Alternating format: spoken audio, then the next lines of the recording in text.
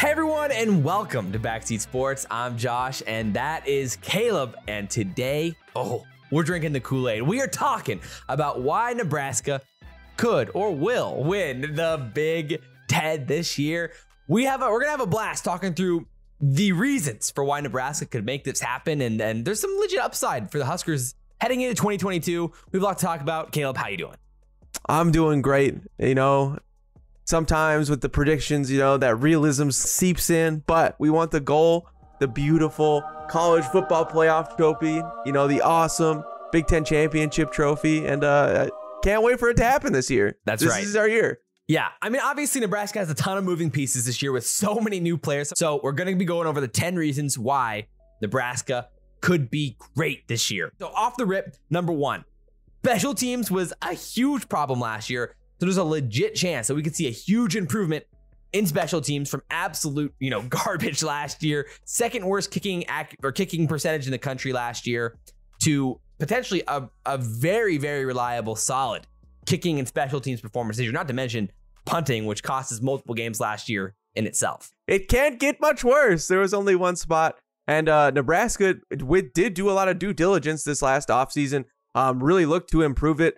Brian Bruschini, punting transfer from Montana, Timmy Bleekrode from Furman. And you're bringing in Trey Palmer, obviously from LSU, who is their starting kick returner last year. So you bring him in and potentially drastically improve the return game as well. So not only are you improving the kicking, field goals, and punting, but you're also improving the kick returns, punt returns with Trey Palmer back there. It was fair catch after fair catch. So Trey Palmer actually catching some punts and actually moving the ball forward, getting some yards after the catch there will be very exciting. Yeah, and, so I think there's a legit chance we could go from one of the worst special teams in the whole country to a legit solid special teams unit this year.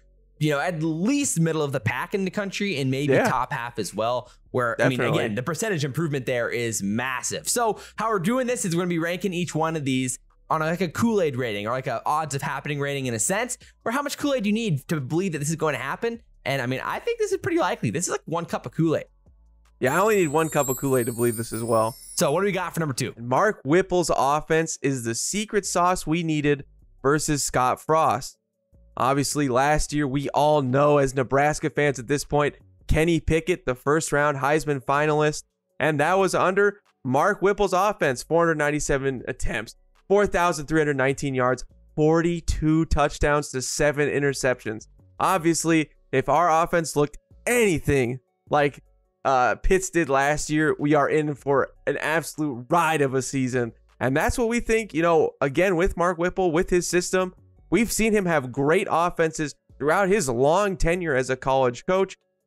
With equally great wide receivers. And that's kind of one of the big things there. Obviously, last year they had Jordan Addison, the BILETNIKOFF winner. I mean, 100 receptions, 1,593 yards, 17 touchdowns. And in Whipple's past, even dating back to UMass, coaching there, I mean, they produced NFL talent at UMass. Tajay Sharp, both in 2014 and 2015, had incredible seasons in his offense. And then in 2018, Andy Isabella, who ended up being a second-round draft pick, obviously tore it up at UMass, drafted by the Cardinals. And then this year, again, Jordan Addison now transferred to USC, who could be, he's going to be an elite player, especially an early-round draft pick in the NFL more than likely. And those guys all came out of Mark Whipple systems.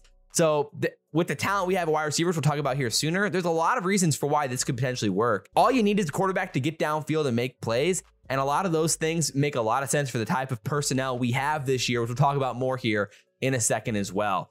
And it's going to be extremely interesting to see how it plays out. And I think there's a lot of upside with Whipple's system and the fit that he could have in the Big Ten versus what Frost's system worked with our personnel and how it fit directly in the Big Ten specifically. And then I think him with the pairing of Mickey Joseph, which obviously we'll talk about later, a great development of wide receivers with a great, offensive development as well. And also loves a star wide receiver, loves feeding a star wide receiver as he has in multiple seasons. And he's great at scheming for that wide receiver.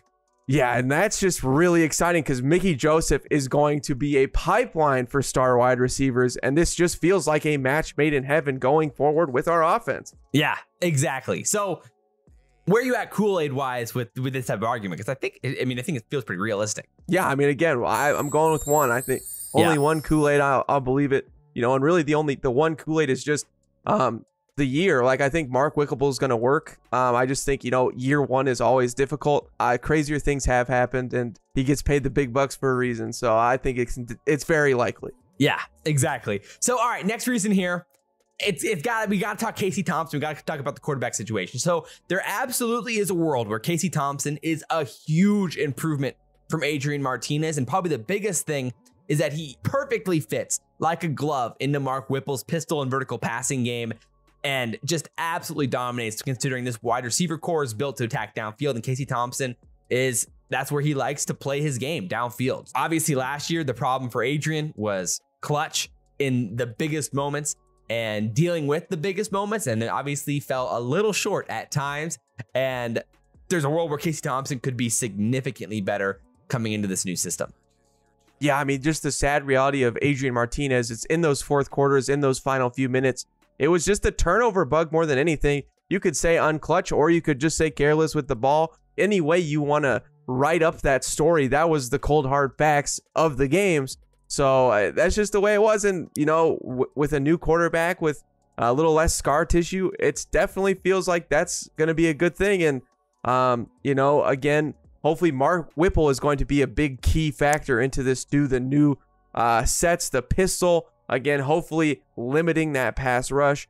It's going to be difficult because, you know, Adrian did bring a lot of mobility, which I'm not sure Casey Thompson, he doesn't have that running back skill that Adrian Martinez had. So there'll be some differences there.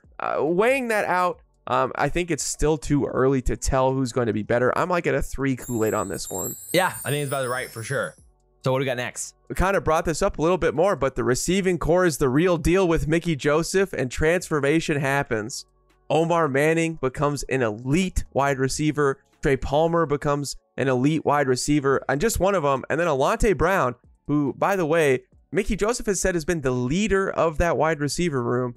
Just one of these guys becomes one of the studs that Mickey Joseph is so accustomed to having. Well, the potential's there with Omar Manning and the physical build that he brings as the #1 ranked transfer coming into last year. And then obviously Trey Palmer coming with Mickey Joseph. I think a lot of it makes sense. The question is which one of those guys could be the one, or will it be a combination of all? And like you were saying with Alante Brown, I mean, you know, Mickey Joseph was talking really highly of him as the leader. Like, it was like without hesitation. He's like, Alante Brown, he's the leader, which is surprising. I think maybe we could talk a little bit more about Alante. He only had 3 receptions last year and 3 receptions the year before. So heading into his now 3rd year, he only has 6 receptions, but Mickey Joseph is calling him the leader, which I think is kind of wild. In the short amount of time, we've seen the speed and the athleticism from Alante. We just haven't seen the production. He's had over 100 snaps played, but with only those few catches. And the thing is I think we've talked about him every spring game because he always has some wild play where, again, he's so elusive, makes a great play after the catch. And we've been excited about him for these last few years. And again, maybe Mickey Joseph was just the spark he needed, the confidence he needed, and now just some of that extra skill that he needed. And, you know, I'm buying some Alante Brown. I really do believe that in the future, I don't have to drink too much Kool-Aid. I'm just going to go with one. I think our wide receiver core is going to be improved. Right. Not to mention that there is upside with some of the other guys as well, like Marcus Washington coming in from Texas. Yeah. So you have that connection with Casey Thompson, or like Isaiah Garcia Castaneda from New Mexico State, who showed a lot of promise in the film. And then you have even the freshman upside as well with, you know, Janaran Bomber, DeClose Crawford, and Victor Jones. So there is some upside there with even some of the other players outside of the for sure expected starters.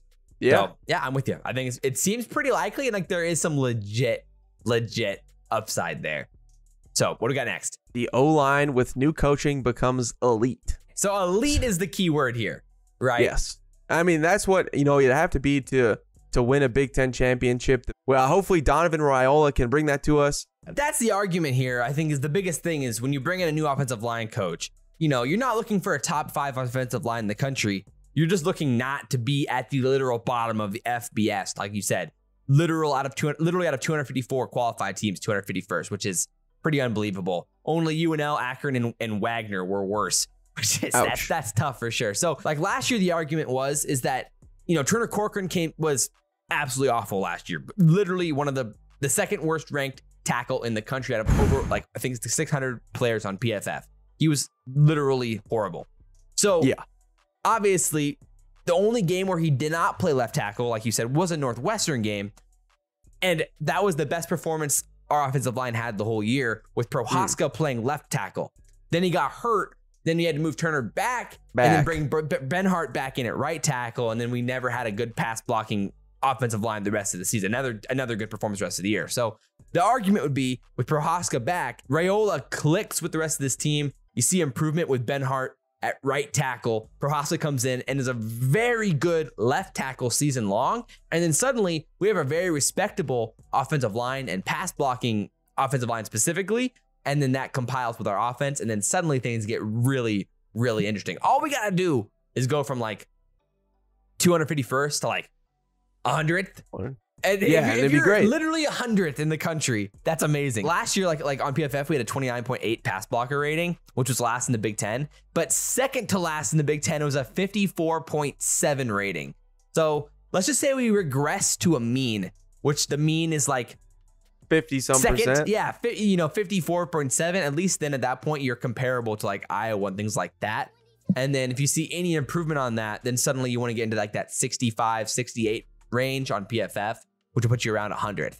So I think it is very possible. And if you do that, if we're able to do what our offense did last year with literally one of the worst performing offensive line in pass blocking offensive lines you could possibly imagine, then that's where I think there's huge upside for this offense. When you're losing Cam Jurgens and Norden Newley, our two best linemen last year, now going into this year, that's where you have to have that's where the argument gets really tough. And you're relying on transfers like Kevin Williams to come in as a grad transfer and be very good. And then you need maybe Hunter Anthony is the upside there at right tackle that could come in and be good and replace Bryce Benhart if it doesn't work out. But that's why it's a tougher argument to make. But the narrative is still theirs. Oh yeah, but the thing is not good, but we have to be elite. And so for that, I have to drink a lot of Kool-Aid. Oh, yeah, so you're saying the elite is the bar here to get to that point. And so improvement, yes, that's totally possible for this season. But elite that's tough to see, but it gets pretty easy to see if I drink 5 Kool-Aids. And so that's what I'm going to say. It'll take 5 Kool-Aids for me to drink, and then I can see us really being elite. Yeah, I mean, that's fair. Again, like I said, I think real improvement to like 100th or something like that could be like legit. And then at that point, you can, and again, that's middle of the Big Ten. That's like 6th, 7th, 8th place in the Big Ten. And you can be a very good team at that point and have 10 or 11 wins with that type of pass blocking, as long as you can effectively run the ball, which is the next point. I think there's a real narrative where the running game is the real deal, like an elite running game in the Big Ten, with the three-headed monster of Jack Yant, Anthony Grant, and Ramir Johnson, and maybe hopefully a healthy and elite Gabe Ervin. Suddenly this team gets really interesting. Not to mention, last year we were still a respectable run blocking team where, we weren't in the garbage can of pass blocking like last year. And so if we have even, similar or slightly improved run blocking, like not to mention you have freshman upside of AJ Allen and Emmett Johnson coming in. Yeah, this is very possible. Obviously, Yant's Northwestern game lives in all Nebraska fans' minds from last year. Yes, and now Anthony Grant coming in. And AJ Allen is also exciting too from Louisiana, I think. Obviously, for us to have a real deal run game, we'd have to have an all Big Ten caliber running back. I think all of these guys are good. Can one of these guys be great? I think that's where, maybe it's 3 Kool-Aids to see that. But it's definitely possible. I mean, I think a breakout's likely. We acquired some new pieces. There's definitely a chance this could happen again. Right. I still don't think we've seen the best version of, Jack Yant yet. I think Ramir Johnson, if he's the starter, that feels more just like it's just an average. Nobody really sparked it for us. But if it's Grant, if it's Yant, if it's AJ Allen, or if it's Emmett Johnson even, then I feel like we could really have a breakout running back this year. Yeah, exactly. So I'm right with you for sure. All right, so let's head on the defensive side of the ball here. This is the one that we've been talking about the most probably this offseason. It's the narrative that Nebraska's pass rush could maximize this new base 4-3 and be elite with Garrett Nelson, taking the next step. O'Shawn Mathis coming in, and kind of Caleb Tanner finding that next level as well. Suddenly, you have a really interesting core of pass rushers there to potentially be the face of this black shirt defense. O'Shawn Mathis, really good at coverage sacks in 2020. He was 5th in the country with 9 sacks. You know, again, Garrett Nelson has looked really good, was really good as a pass rusher last season. Yeah, I mean, Nelson was 59th of 507 qualified pass rushers and hurries on passing snaps last year. So he had that upside at times. He was a little bit inconsistent depending on the play and what type of scheme they were running. In true passing sets, he was the 50th graded pass rusher in the country last year. What if he does take that next step and suddenly we start seeing that upside play in and play out? We have the cleanup guy too in O'Shawn Mathis. Again, QB hurries. Sacks are kind of hit or miss, but now with 2 guys going to hurry the quarterback, I think it is really going to be the difference. And again, QB hurries.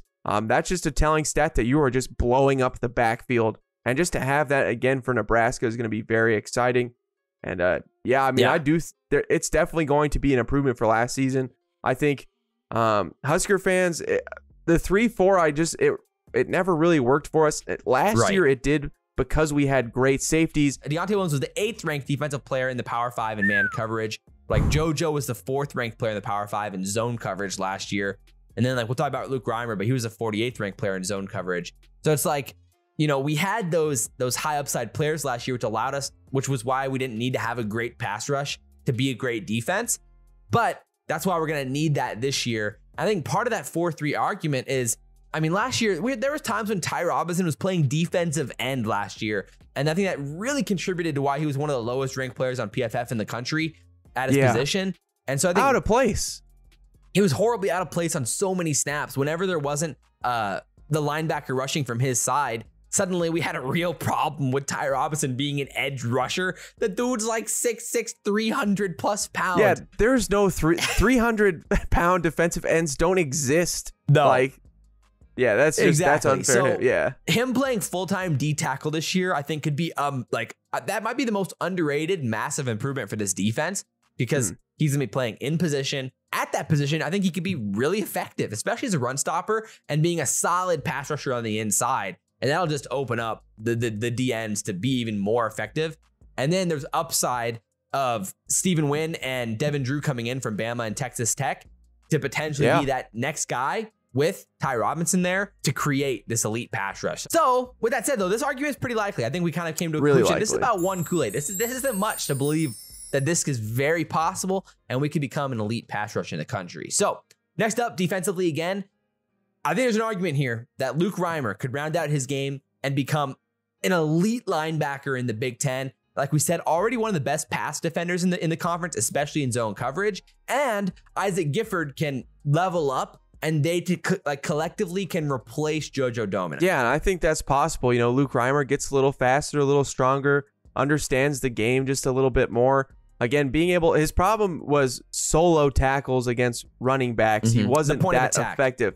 Yeah, he wasn't that effective. If he can hit those holes a little better, be a little bit more aggressive, and again, not need cleanup guys to help him get those tackles, I think he can be a real stud. But Chris Claravec could be in this conversation as well. There's been a lot of hype around him too, as a guy who has shown at times the potential, but one of those guys needs to really rise up and be very good. And at that point, I think it seems possible though with their combined production. I think this is possible. I think this is one Kool-Aid. Yeah, so number 9, Tommy Hill, Omar Brown, and Marquez Buford replace the former Huskers Deontay Williams, Dismuke, and Cam. Taylor Britt. Well, the key is effectively replace them. And again, that's the whole key here, is that we got to effectively replace these guys. And if we can improve the pass rush, then we're in really good shape. So that's kind of the argument.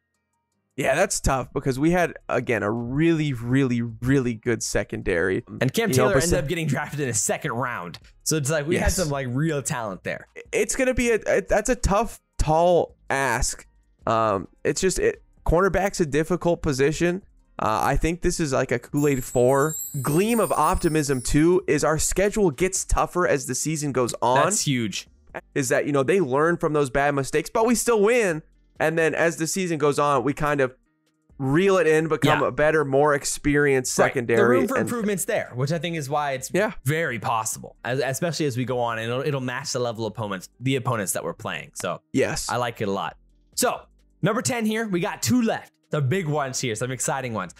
This final one, or number 10 here, is Nebraska. Maybe it has the surprise star, the transfer surprise, the JUCO surprise, the freshman surprise that hits, and you're like, whoa, this guy's a legit starter, someone that we didn't expect off the rip to be that guy. I mean, in the past, it's been guys like WANDALE in his freshman season, LAVONTE David in the past, guys along those lines that came in and were just surprises. And there's enough options this year with so many community college guys, transfers, and freshmen that came in that have a legit chance to play, that there's a real option that one of those guys is a guy like that. Oh, Stanley Morgan. Yep. You know, he was just a 3-star guy who came in as a freshman, but then dominated. Like you said, with the community college guys, that usually can be the case. Maybe it's Grant. Maybe, I mean, imagine if it's Xavier Morton, a safety, that we just don't see this coming. It comes out of the woodworks. Man, like a huge boost to our secondary we didn't know that we had. Like, if it's just anyone like that. There's like, multiple that would be options there, Or Deshaun Singleton as well. Both those guys were community college guys that could come in. And what if they're great? There's been a lot of buzz about both of them. And it's possible. Like, it's just, those are the guys that it's so hard to know what you're going to get from them. Some are generally bust, some are solid, some just kind of fizzle out over time. And then some are incredible. And it's sometimes hard to know. Yeah, or even Kane Williams from Alabama. Obviously, DeColdis Crawford would be super awesome if he just became the greatest Nebraska player of all time. I mean, just for the sake of, I mean, like, it would just be unbelievable. But I mean, again, like, he's an option. I mean, like Janaran Bonner, 4-star receiver coming out, you know, from the state of Georgia, like those types of guys, like we said, Victor Jones, and then the running backs as well. Those freshmen all have options to be huge playmakers on the offensive side of the ball. And then, like we mentioned, the transfers, Marcus Washington, Isaiah Garcia Castaneda. And then you got Stephen Wynn, Devin Drew, so many guys that could like legit be it just takes those one. Breakouts. All it takes is one, and suddenly this team's completely different. I mean, look at Michigan State and Kenneth Walker last year. I mean, we thought he could be good. I mean, he came out and he looked like, you know, one of the best guy transfers that were hit the portal, but no one expected that. You know, no one expected to be the best receiver or the best running back in college football level transfer coming in. So it's those types of things where it's like, who knows? It's much more plausible than it has been at Nebraska in a long time. I agree with you. It's 3 Kool-Aid. The final one here is potentially the best argument we got because, it's juicy. That, you know, an 8-4, 9-3, 10-2, or 11-1 schedule really isn't that crazy. Like, and not only is it not crazy, it's like there's a lot of different ways that it's not crazy. What if the Big Ten West isn't that great? All it takes is one upset early in the season for Nebraska, and then suddenly we're rolling. We'll talk about that narrative here in a second as well, where this starts to look a lot like maybe like a 2016 where Nebraska starts making a run. Yes, Nebraska, the 7-0 Nebraska team that snuck into our hearts as a top 10 team, all because it was a very similar schedule to this with, again, Mike Riley, who nobody agrees was the most amazing Nebraska coach ever.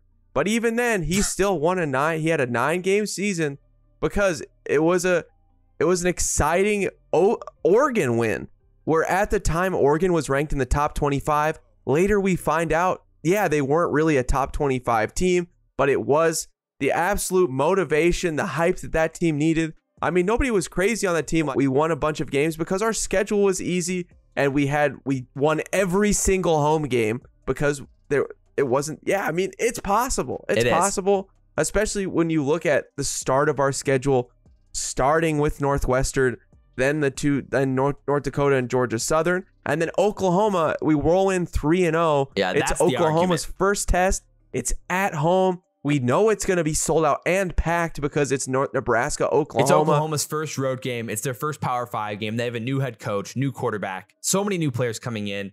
And Nebraska has confidence for the first time in a few years. We're excited. Yeah. Mark Whipple has some stuff up his sleeve. And we found out, our strengths and weaknesses already, where Oklahoma is definitely still feeling it out.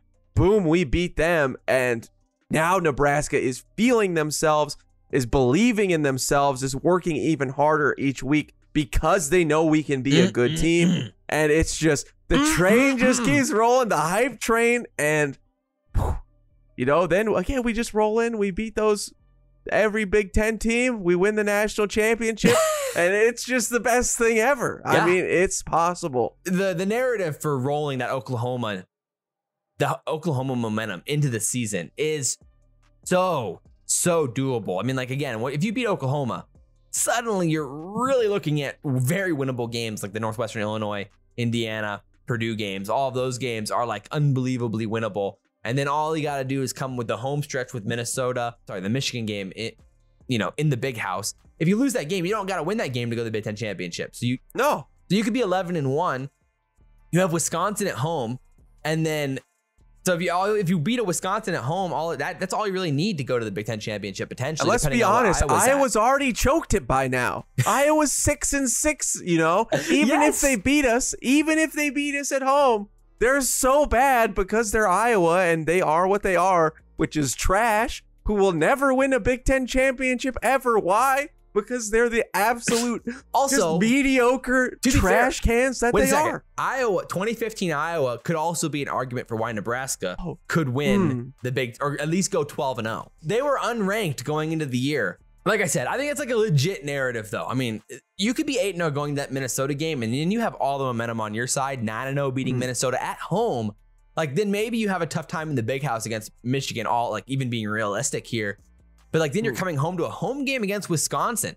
Obviously, it's tough to predict because there are, as we're going through them, a lot of ifs. A lot of things have to line up. So many ifs. To be right. What's the biggest domino for you for us to go from like, maybe 6, 7, 8 wins to like 10 or a Big Ten championship debut or something like that? So I think it's the one breakout star. I think that's just the difference. Because a one star that can just galvanize the team. And which position would you have in mind there? Would you think it's more on the defensive side, or like would it be like Omar Manning turning into like a top 20 overall pick or something? Probably. Like that? I mean, probably if I could say, it'd be a running back because they can just carry you to wins. Okay. Just legitimately just carry you to wins. And then the play actions really open up, which I think Mark Whipple's really good at. If we have an elite running back that we don't know about yet, I think that would be the biggest domino. And then the other one, I think it's the most probable on the defensive side, is just we have a really good pass rush, because that covers up a multitude of sins. Even if it is a wide receiver too,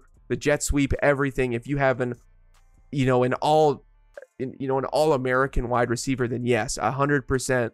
I mean, it doesn't matter. Just somebody on the offense to be a star, it changes. Yeah, I mean, they'll win you games. Is the wide receiver breakout with the Tajay Sharp, Andy Isabella, Jordan Addison arguments with Mark Whipple offenses. That if you can find one of those guys, and it's if we have a wide receiver that has 1,500 yards, I mean that's 500. That's 500 yards more than that's ever happened in Nebraska. Yeah, if that happens next year, we are cooking. We're cooking team. If Trey Palmer, or Omar Manning, or Alante Brown is one of those guys, and we haven't even mentioned like Travis Vokalek's also a real weapon there on the offensive side. So and then not to mention, like we said, all of the other guys that could potentially come in. So there are some really fun arguments for why Nebraska could be there, and the Kool-Aid, as we get closer and closer to the season, it becomes more and more realistic, baby. So we are feeling it. And I'm sure if you want to go check out our like truest, realist predictions video, we just put that out last week. So you can go check that out. It may not be as optimistic as today or as fun, but I think it is an interesting argument nonetheless. And we'll definitely be talking about that in all of these arguments as we get more and more information getting closer to the season, as we're T-minus a few weeks away now, which is insane. So we hope you guys enjoyed this video. Drop your comments down below. Give us your Kool-Aid ratings for some of these things. Love to see them. And we'll drop all of our comments on your comments. So it'll be a fun time down there. But we appreciate you guys for watching. But as always, I'm Josh. That's Caleb. This has been Backseat Sports. And we will see you next time. Go Big Red.